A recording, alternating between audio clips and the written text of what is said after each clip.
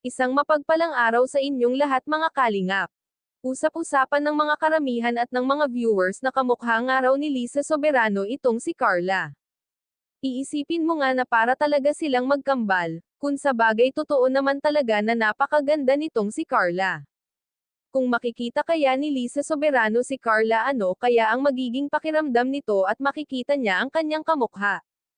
Kaya nga sa unang pagkakikita pa lang ni Jomar kay Carla ay talagang humanga ito sa dalaga.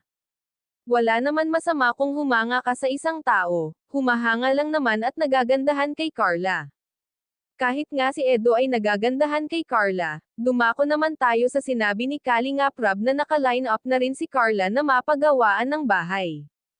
Maghintay-hintay lang daw ito at busy pa ang mga karpintero sa paggawa. Darating din tayo dyan basta maghihintay lang. Ang mga katulad naman talaga ni Carla ay iyan naman talaga ang deserve na tulungan. Dahil kung mapapansin natin masipag din naman itong si Carla at madiskarte sa buhay. At kahit anong mangyayari ay pipilitin daw niyang makapag-aral para siya makatapos. Gusto kasi niya iahon ang mga magulang niya sa hirap. Kaya nga kahit sa paggawa ng puto at kutsinta paglalako ay ginagawa niya para siya makapag-aral.